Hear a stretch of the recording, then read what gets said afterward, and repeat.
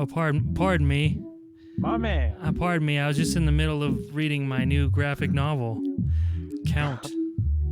I feel like such a dick right now because I was about to be like, Terry, what do you have to go do that you got to play that song for 5 minutes? Well, I appreciate you getting that, man. Thank you. Yeah, man. I've seen other streams where they do less entertaining things in between segments.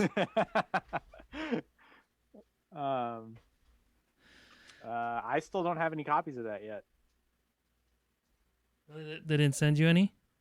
Well, I think they put in the order late, so that like I didn't get them right when everyone else did. Like people who ordered them on Amazon, like pre-ordered it, got it the day it came out.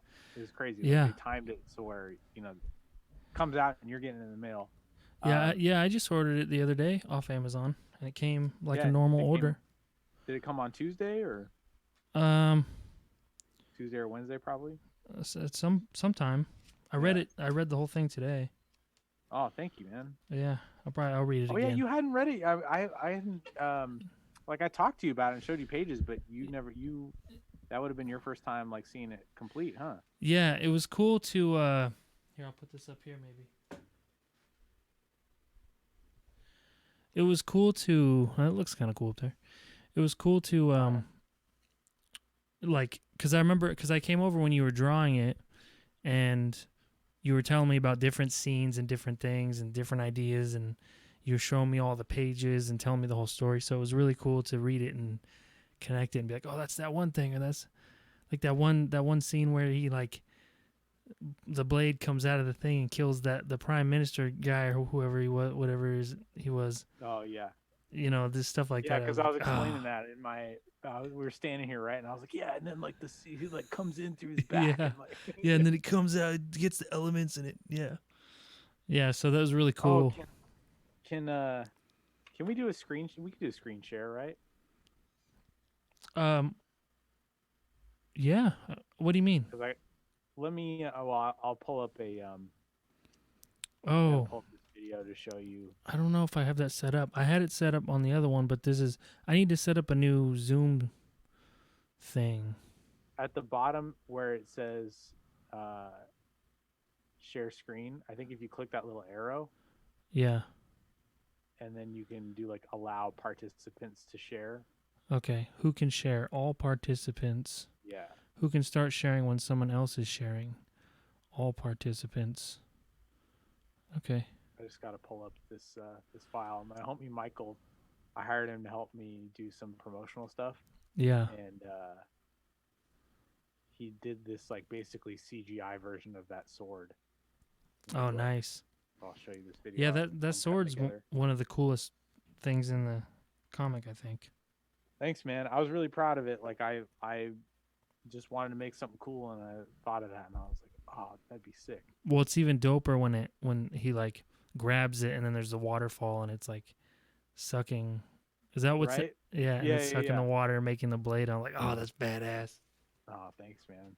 Yeah, I got the. All right, let me share my screen real quick.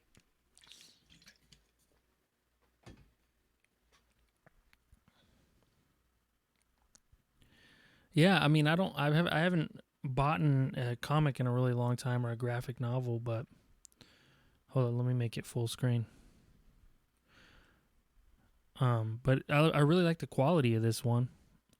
Thanks, man. Yeah, I was really happy with the printing. Like, it came out real nice. Oh, I don't think that's working. Something's weird is happening. Wait, here. I haven't done full screen yet. Try it. Does that look right? Oh, there we go. Yeah. Okay. I don't know if we'll get the audio. We probably won't have audio on this, but I'll show you the visual of it here. Okay. Actually, I'll unplug my headphones, and then maybe it'll come through.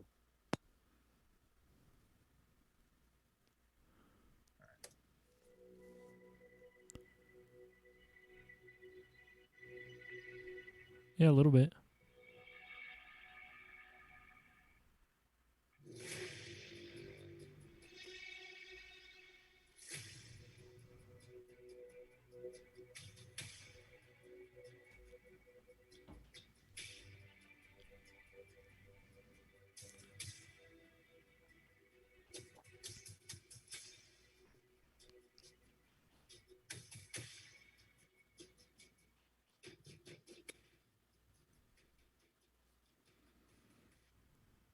Nice. Isn't that sick? Yeah. He like made it. All right, now I don't know how to. Yeah, that's dope. I'm gonna figure out how to get out of this full screen here. Oh, you're good now. It's just showing your. All right, let me plug my headphones back in so it doesn't give us. It makes me want to have like a 3D printed version. We talked about that. I was like, man, what if we were able to make like little like miniature versions of it? You know. Yeah. Um. But yeah, man, thank you for reading it, dude. I appreciate that. I know that's You know. Can you put your mic closer to your mouth a little bit? Is that better? Yeah. Yeah, man. I know time is at a premium for all of us. You know. Sure. Especially you're in school and everything, and little puppy and all that. Well, I just got on spring break, so it's nice to. Nice. I spent today just hanging out with the dogs because they don't get a lot of that time. So it was nice to read it, and it's kind of like I love graphic novels because they're like movies to me. Yeah. So. Same. And I really structured this to try to make it feel like a movie. You know? Yeah. Yeah, it was cool. It made me want to. So there's a few things about it. So one thing is it made me want to like see it as a movie. So I'm like, oh, what happened? Like I want because there's the different sections, and I just want to see it like as a movie. Like how did he get to there, and what transpired? So it was really cool how you like had all those different parts of his life that kind of showed him at different times in his progression. I thought it was done well. Like it was a good way of putting in a lot of his history without, his relevant history without bogging it down, I think.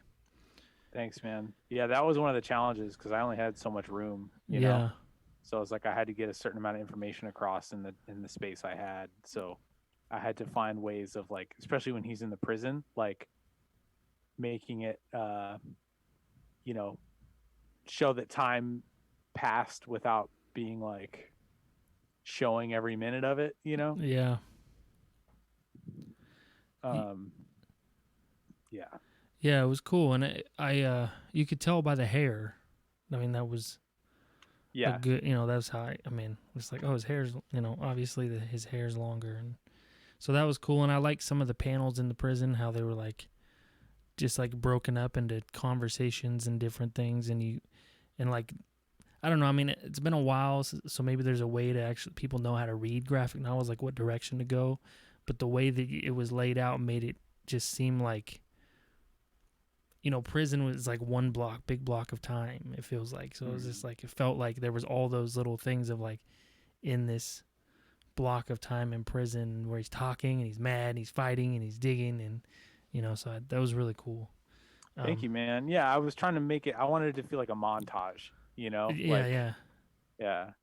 It did feel like that, but I like that it was you only did it in the prison scene, because like to me, like I'm saying, like it made me feel like in prison it's just no matter how long you're in there, it's just the same all the time. So it kind of it worked in that way. I thought, to me anyway, when I read it. Yeah, thank you. That's what I was trying to do. Absolutely. And I liked the robot. I liked his robot guy that he found. Yeah, Aru. Yeah, that was my favorite character. I was like, oh, I like him. And then thanks, man. And then I was a little bit mad. I was a little bit mad that he was like in a relationship with the smuggler girl. I was like, oh, you're not the first person to say that. The way I looked at it was like he's just surviving. You know what I mean? Yeah, you got to live your life. Yeah, he was locked up 13 years. Doesn't even know if his what's up with his wife anymore. You know what I mean? Like, yeah. He found some companionship and rolled with it. Like because you can't have like too perfect a protagonist. Otherwise, it's like, they're less interesting. Yeah. Well, it's like The Witcher. It makes me when I played the game The Witcher, is like he got to have sex with all these different women, and then you at the end you can still end up with the girl. I was like, no, that's messed up. Yeah. So yeah, it was realistic. I like that. And then Smells like lilac and gooseberries. yeah, yeah, and then man, and then I wanted to cry when he had to kill the lady, his wife. Man, so when I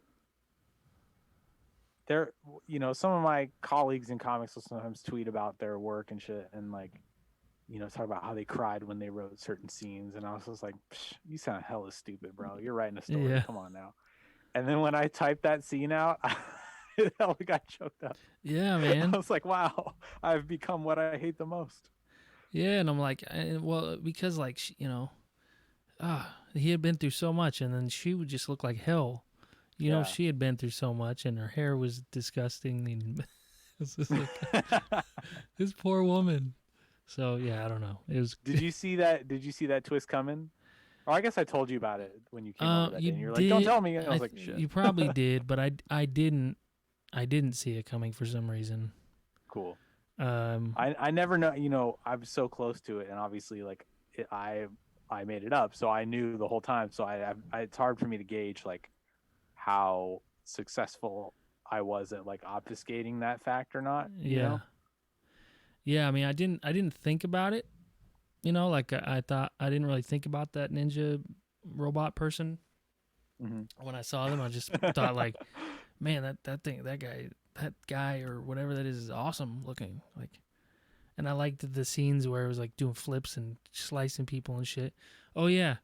But then when it happened, I was like, damn. Like for one, like her hair's all fucked up. Like something really bad happened to her. And then it was a good twist. I thought it was cool, and it made it. I liked that you didn't have like sort of gender norms. It was like a good mix of different genders, of different races of people. Thanks, man. And it, I liked that part too. And Yeah, then, one person's review said like they thought it was kind of problematic that they were like they said they wanted more from the supporting cast, like more fleshed out about them, and I was just like, I mean, you only got so much room, they can't all be a main character, yeah, and then they were saying that they thought it was kind of problematic that like two of the supporting characters who like most prop up the main character are black, and that like that they're propping up a non-black person, but they also made a very clear point to say that like clearly this guy is brown, like the lead guy is brown. yeah. Well, And I was like, I found that interesting too because, you're mixed race, and so to you, the tone of skin is different in your experience, and so it's not a thing to like make a character that's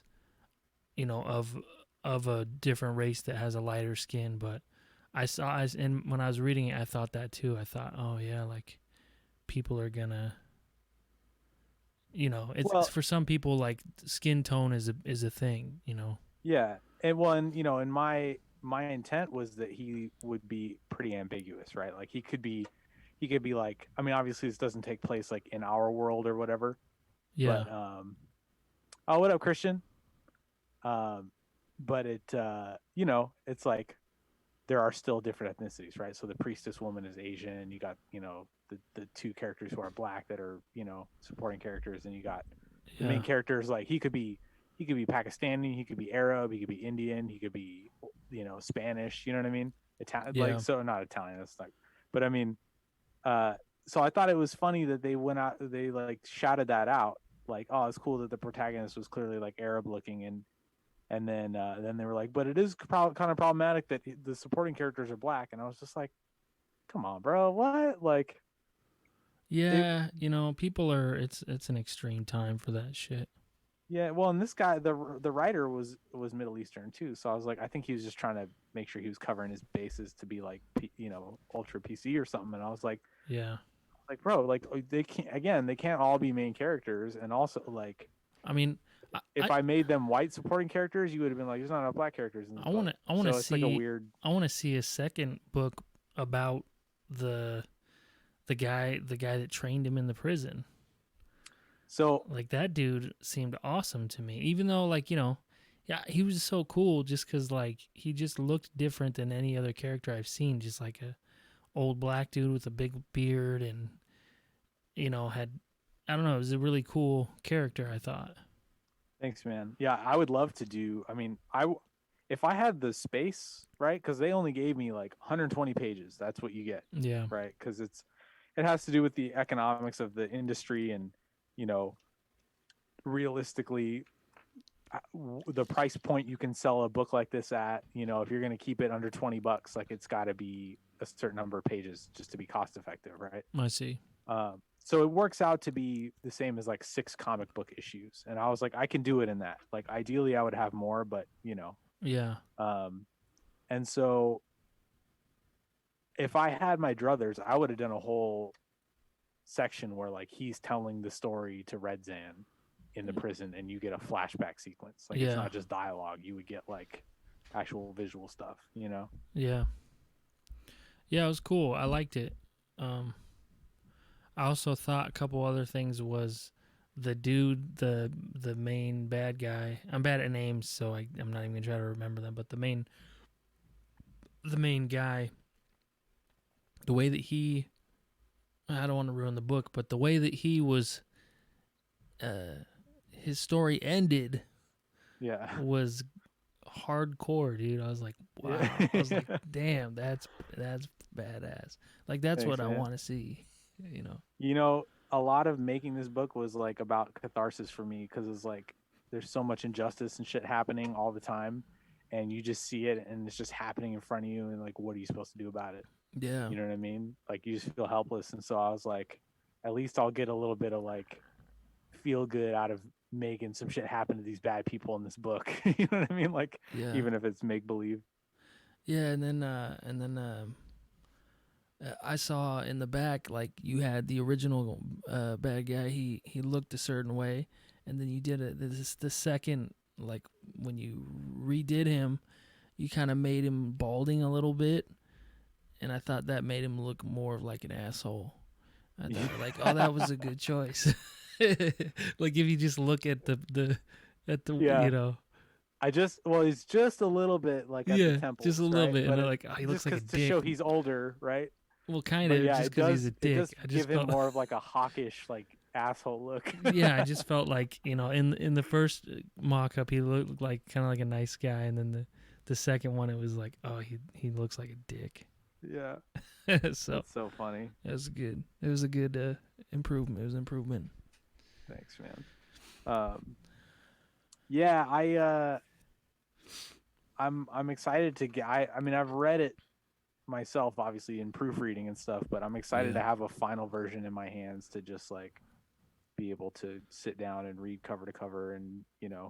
feel like it's like done now. Yeah, it was interesting too. Like one of the ships looked like a whale. Yeah. That was an So interesting choice. yeah, so my thought process behind all that was like, it all started because I wanted to draw cool shit that floated, right? Right. Like I like the way islands look when they float and things like that, Yeah. and like hovering vehicles and stuff. And so I asked myself like, okay, why would that be? Like, what makes these things happen that way? Because you see them in sci-fi and fantasy and stuff, but there's no like, you don't ever really get an explanation, Mm-hmm.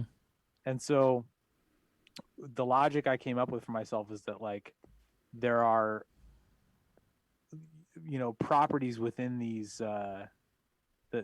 this world's like land masses that different ores and metallic like metal ores and shit like that have like magnetic properties. And Yeah. so Yeah. it's like when you take two magnets of the same charge and put them together and they push away from each Yeah. other. Yeah. So that's essentially how like and if you notice in the cave scene when Aru is chasing him and he like rams into a piece of the rock, it kind of glows from the inside. Oh yeah. Which is something the colorist did, and I was like, yes, dude, yes. Like I didn't even ask him to do it. So the idea is that like this world had an industrial revolution that was based on harnessing that and making technology out of it instead of like having like combustion engines. Oh, Right? interesting. Yeah, so this world like never needed to make tiny explosions to make things go forward like we Yeah. do with cars, right? And that's why they don't have guns, because they never had to figure out gunpowder and explosives, because they can use like, in the big battle scene they have like those like magnetic pulse cannons and Yeah. stuff. Um, so everything in that, like the polarity modulators on the bottom of the ships and stuff, and they're like parachute packs that kind of look like dragonfly wings, Yeah, I was like, curious about those in the armor. yeah, all that stuff is like a reverse polarity sort of magnetic like thing in Huh. my, that's like the science I came up with in my head for it. And Yeah. so with that I was like, okay, well, their vehicles and stuff would look different then, because they don't serve necessarily, they serve the same purpose as ours, but the way they got there is different. Yeah. Yeah, So yeah, yeah.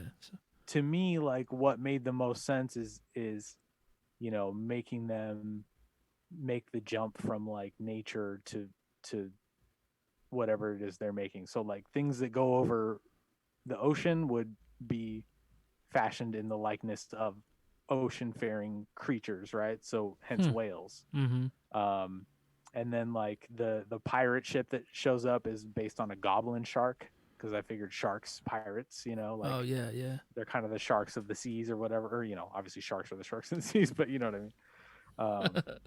And yeah, so it was all just kind of based on that sort of logic, and then just playing with those ideas, and you know, Yeah, uh, what's the story behind the armor, like having the clear armor stuff and the wings?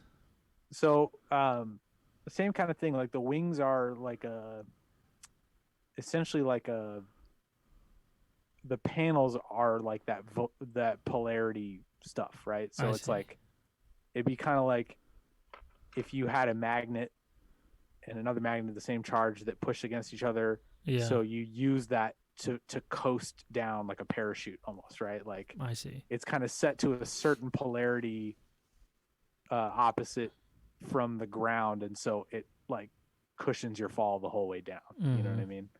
And then the armor, I was thinking about it more like um, almost like a solid like holographic projection kind of thing. Mm. So like they have those little round light things on them, Mm-hmm. which are kind of like status symbols, but then also like can be used for other stuff, like when they give him that one to let him know, like put a signal out to show where his location is so they can Yeah. come for him. So every time he engages the parachute thing, he like taps one, and then comes out of like the things in the back. Yeah. So yeah, it's all kind of like based around the same general like fake science I made up. Yeah, no, it's cool. It makes me, well, the wings reminded me of a He-Man character that I had when I was a kid, or that my brother had. It was like a bumblebee or something that had kind of clear, stupid wings like that. The, the toy did. It looked stupid, but those were like, that was an interesting choice. It was almost like wings or propellers, but yeah, it was cool. I thought it was interesting, and I liked that. I liked that. I get what you're saying about the different kind of evolution in there, sort of the way that things were, because I liked it. A lot of that stuff wasn't really connected to sort of our cultural things. Yeah, I Like I, wanted it to be like kind of timeless in that way as much as I could, because yeah, like this the Count of Monte Cristo, which it is based off of, is like um it was written in like the 1800s, and it takes place in like 1840 France or something around there, right? So mm, it's such a dope story, but like if you're turned off by that particular aesthetic of Europe at that time or whatever, then you don't really want to see it. You know what I mm-hmm, mean? And so and it's also like of a time very specifically. And so I wanted to take these themes that are very timeless, wrongful incarceration and classism and shit like that, and put them yeah, in a timeless setting to where you could read this now or in 20 years and it wouldn't matter, because it doesn't resemble our world enough yeah, to. yeah. I really noticed that in the wedding scene a little Yeah. bit. Um, Yeah, and I with that too, like I wanted them to have kind of a religion in this world, but not like because I feel like every society has something they believe in, Yeah. but I didn't want it to be like a benevolent god thing. So they talk about light a lot. Like they worship kind of like, they don't worship it, but they're irreverent to light. Yeah. Yeah, it's cool. Um, It seemed almost like a um for lack of a better term, kind of like a new age style right. culture almost, but not new age, but like based on more earthly type stuff, which would make sense if elements and all that kind of stuff were part of their history. But I also I like the idea of like the Aru, the cool robot character of him like being from a different time in history of that culture. That was interesting too.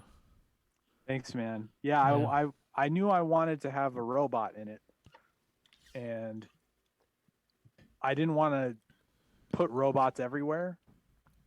Like I didn't want you to be like walking down the street, you see a robot like sweeping a doorway or something. Like I Yeah. didn't want it to be like their worker bee kind of thing.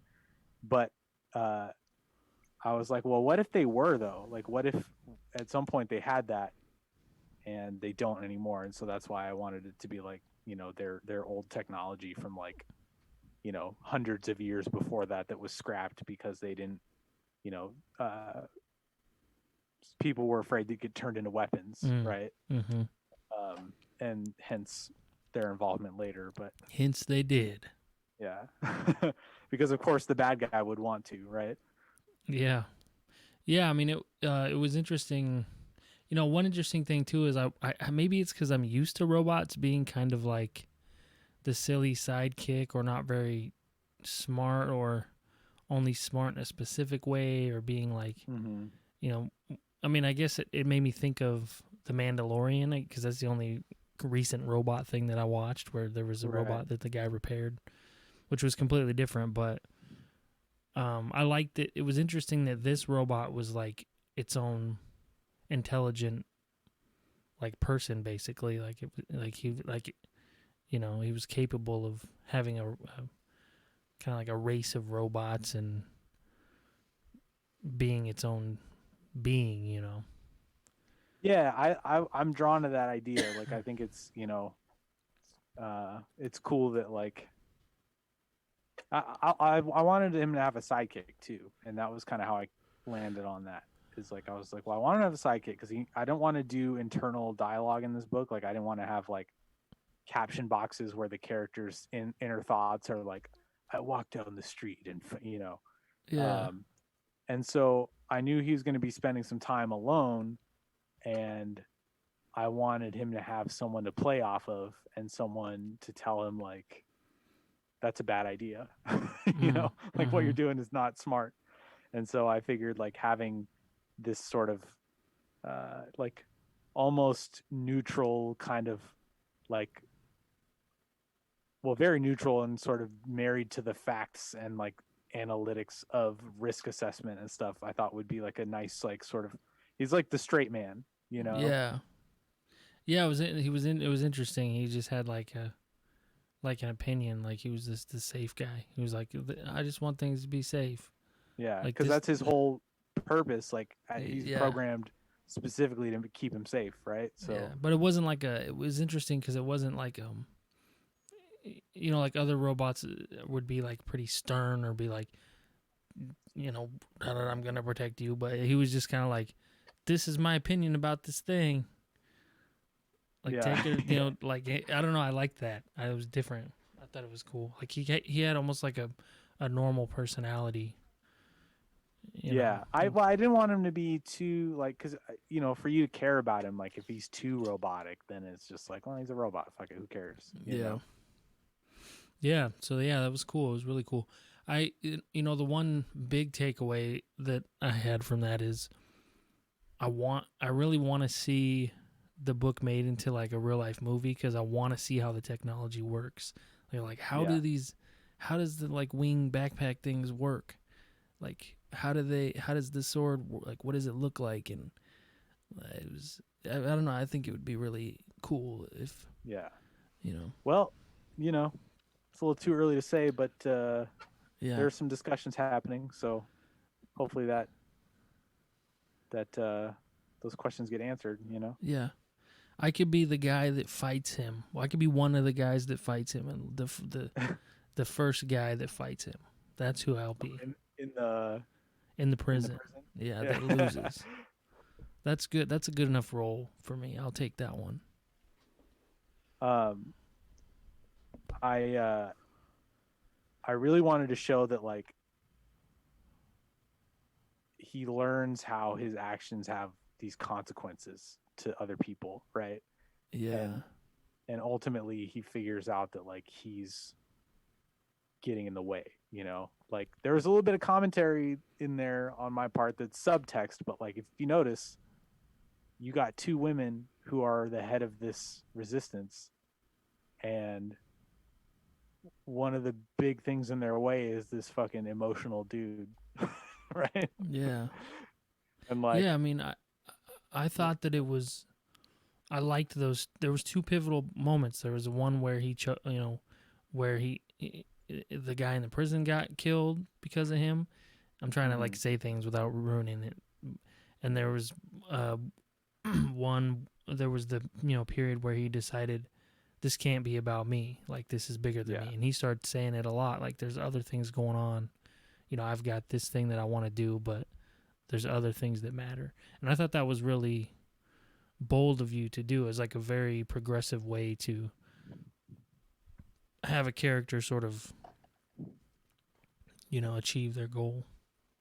Thanks, man. I mean, that's kind of what I wanted to say with this book is like, I mean, there's also parts where Asir, the prisoner, the old guy, tells him like, you have to make it count. Like, you have to make your chances count. And then you have Chemo, the lieutenant lady of the resistance, who's saying like, everyone counts. So like that was kind of, I wanted to make sort of a double entendre out of the title. Yeah, I noticed that. Yeah. Yeah, because like, the message is like if we all join up, like if we all do this work together, like we can make shit happen. Yeah.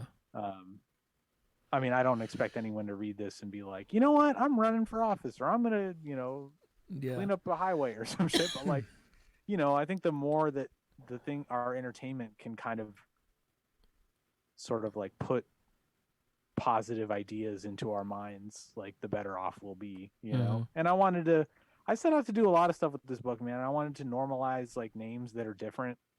I wanted to get people thinking about like, how do you say that name? Yeah. Right? Because all the time I get asked, do you have a nickname? What do your friends call you? And it's like, just fucking say my name. You tell me all about Daenerys Targaryen for 2 hours, but you can't say Ibrahim? Come on. Yeah. um so yeah. Yeah, it was cool. It was cool. That part of it was, I think like the story easily was heading toward the main character just getting his revenge and being like a badass revenge story, and there was a lot of humility that sort of came into it, and a lot of communication between characters that was like, what do we do? Like we want, this stuff needs to happen, and so it was unpredictable in that way. And yeah, I thought it was the addition of some of the other characters was interesting. The gal that did the smuggling thing, she had like a cool axe, like a interesting primitive axe thing. It was kind of weird. It's made out of, well, I don't say this in the book, but it's made out of like the scapula of a whale, so like the shoulder blade bone of a whale. This is just like honed down to a sharpened edge. Yeah. Yeah, it was interesting. It was like almost like not like kind of like Waterworld, but it was almost like there was like other cultures of people that were more, just from different regions, and I thought it was interesting in that way too. It wasn't just like this futuristic city and then that's it. So yeah. Thank you, man. I wanted it to have like a very lived in feel for the world, right? Like I wanted to, and the only way you can do that kind of stuff economically in a book that only has so many pages is to hint at it, like show, don't tell.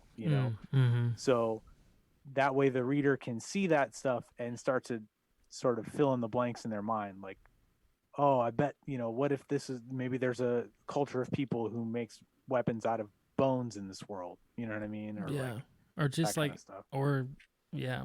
I mean, it seemed like she was just kind of badass too, and she's like, she's gonna, without being like, without being stereotypically badass, it just seemed like she had a lot of strong constitution, like Yeah, for somebody yeah, to choose that weapon, you know. yeah. Thank you, man. You have to do stuff like that to, again, show not tell, right? Yeah. Because you can do shit where like, how long have we been brothers? Like for the Eh, audience to like, Yeah. if you want to hold their hand, but like, I think you have to assume a certain level of intelligence of your readers when um, and just kind of like know that they'll sort of use deduction and figure out what you're trying to tell them with Mm. the images and stuff. Mm-hmm. Oh, one interesting thing too was that they spent all these years trying to dig a tunnel, and then he didn't even use the tunnel.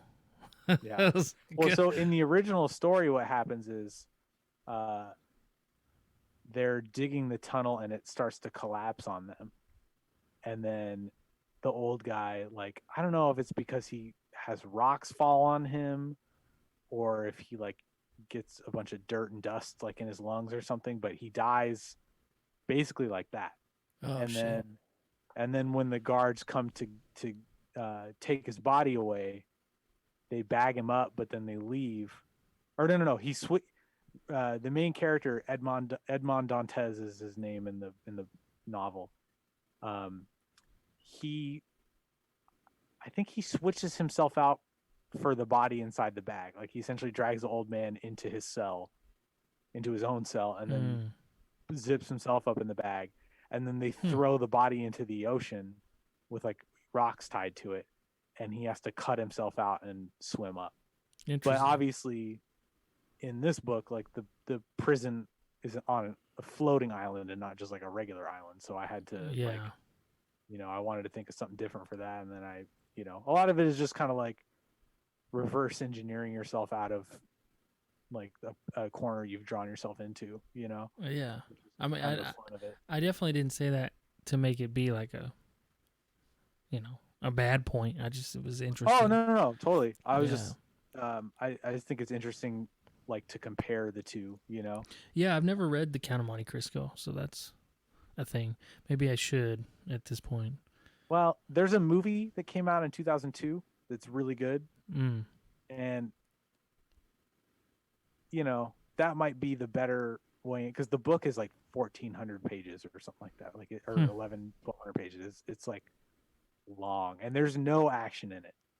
Like that was something else I did to change it, is because a lot of people think because this Alexander Dumas wrote The Three Musketeers, and it's a very swashbuckling sword fighting story, so people Yeah. just think because he wrote The Count of Monte Cristo that it's swashbuckling and adventurous, but it's really not. Like in the novel, he doesn't fight anyone. It's all like he puts on disguises and pretends to be different people and like slips his way into their lives and like Hmm. turns them on each other through manipulation and clever planning, or the DA guy, the guy who sends him away to jail. um he discovers through research that the guy had like an illegitimate child that like died during, I don't think childbirth, but died somehow, and it was like they like buried the baby in in their courtyard at the family home or something, and he like Jeez. finds a way to basically like make that known in the middle of court and like all this stuff. Yeah. So it's very slow soap operatic, like I see. long machination stuff, and I wanted to make it more like an action infused, like, nah, I'm gonna cut you down for this. Like Yeah. so Yeah, it um was um in the beginning when I mean this might be part of the original story, but when he's like, put as the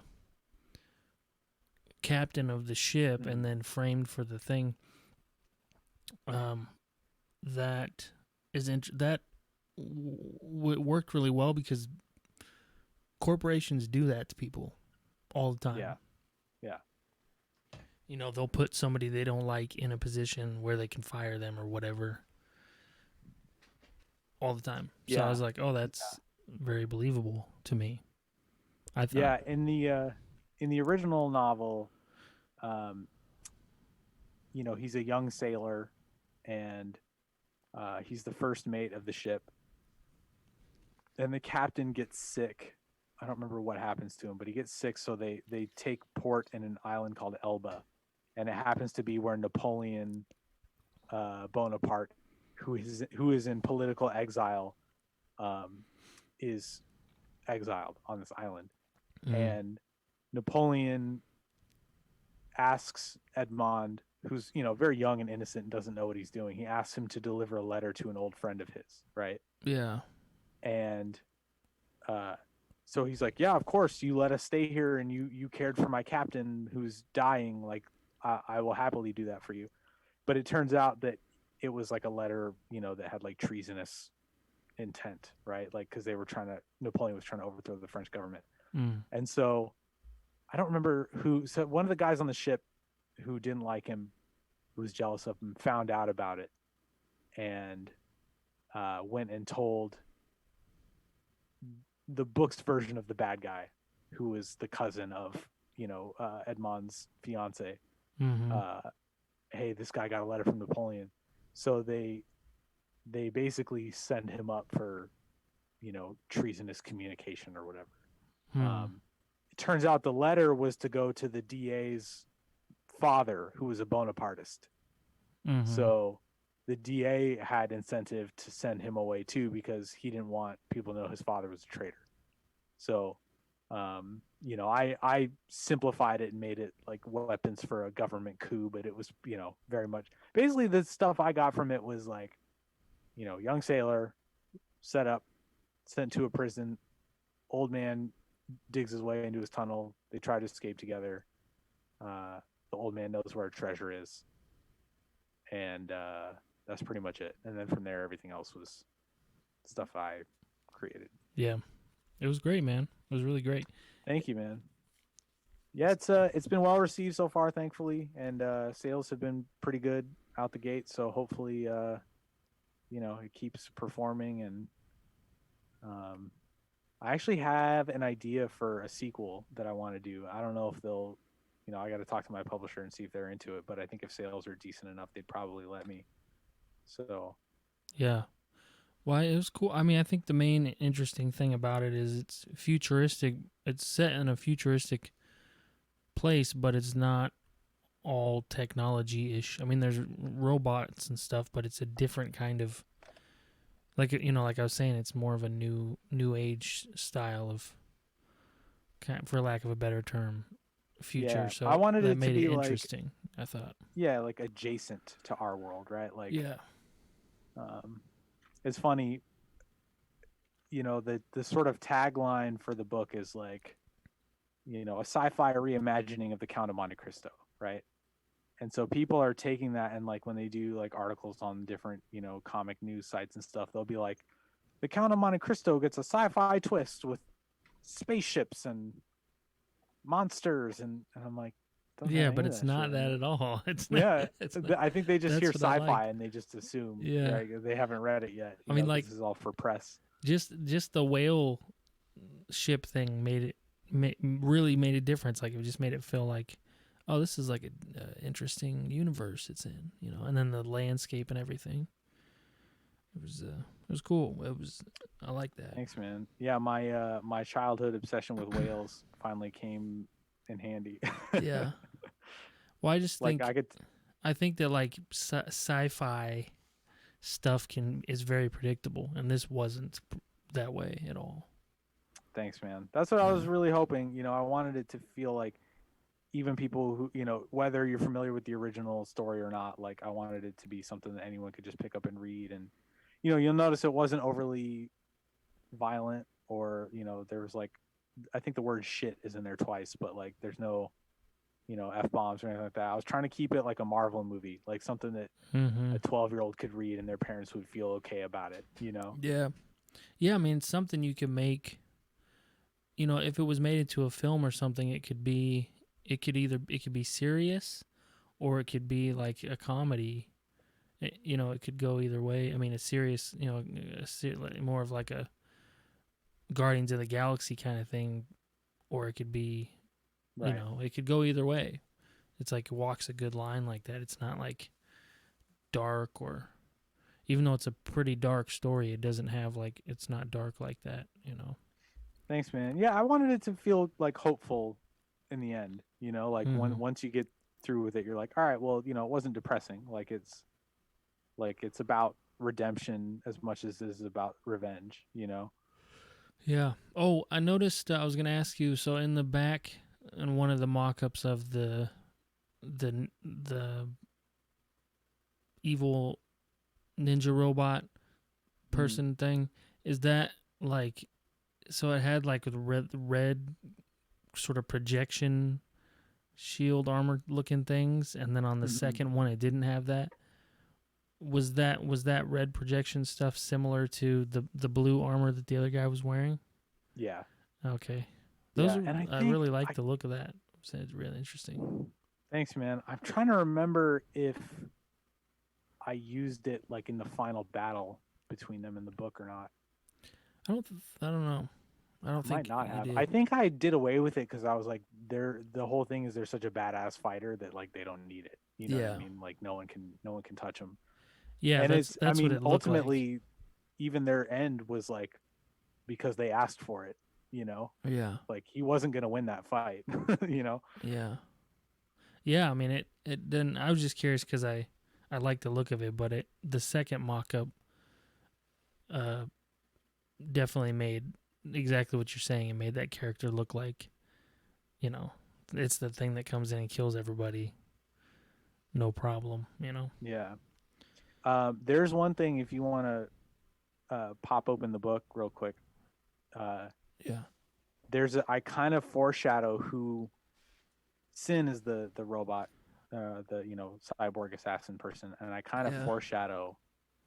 I'm not really worried about spoiler territory, I guess, but Yeah. if you look at the page where Redxan comes home or comes back from the ship to meet them, the two people, and there's the big panel where she's like biting her thumbnail.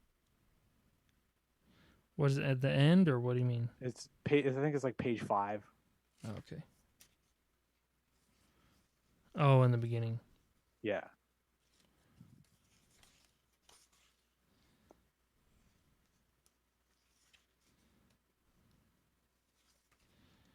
Oh, when she's talking. Yeah, yeah. Yeah. So you see the one where the main guy or the bad guy's like kind of in the foreground and she's like it's like a tall skinnier panel. I think it's panel 2 Yeah. probably.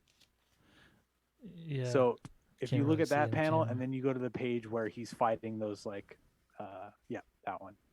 And then if you go to the page where he's fighting the like captured resistance people when we meet him again when he's like the president and the scientist is trying to tell him about the robots.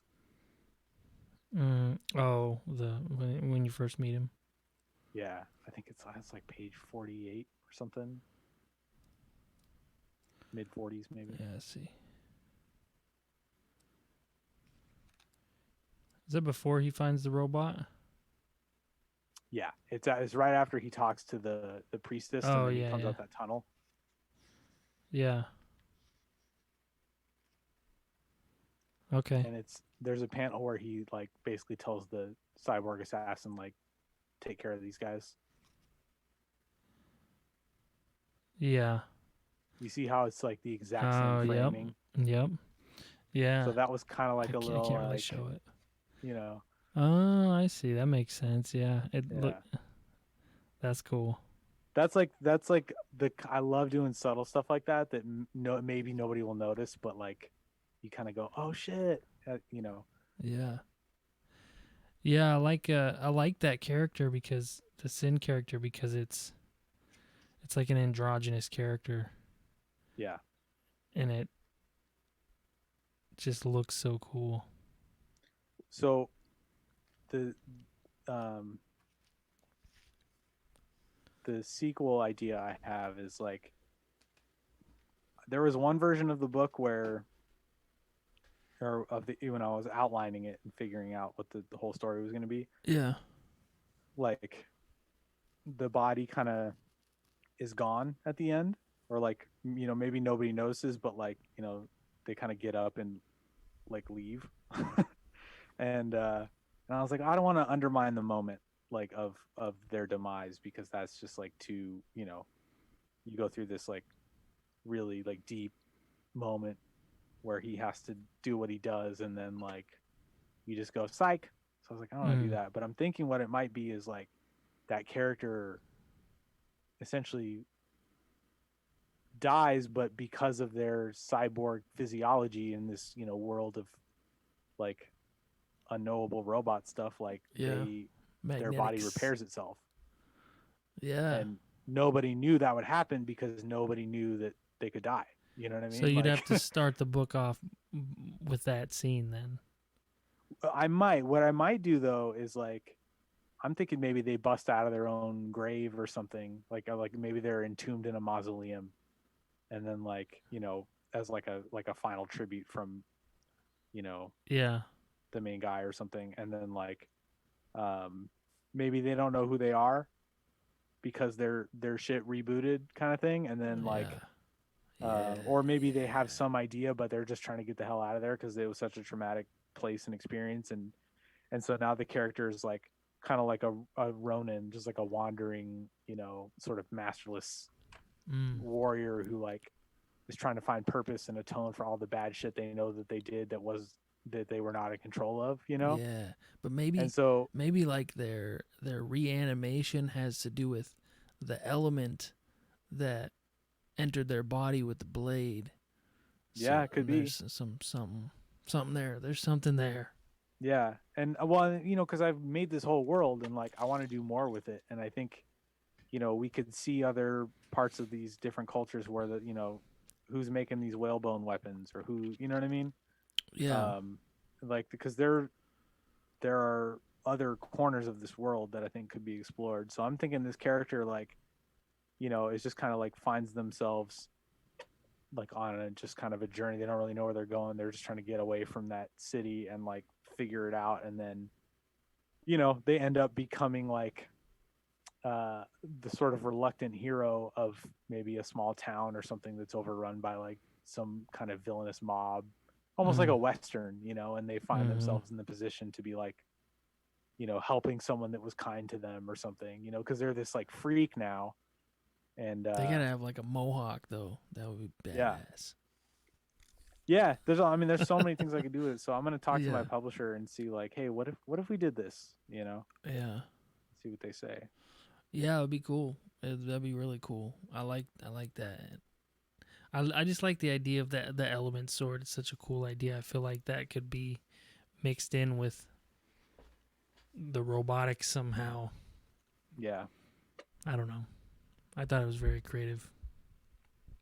thanks, man. I knew that came about because I knew I wanted him to have a cool weapon because I love drawing swords and sword fights and stuff. But I also knew that like if he was disguising himself as this like rich man of status, Mm-hmm. that it wouldn't maybe necessarily make sense for him to carry a weapon around because like what high society people would need to do that. Mm-hmm.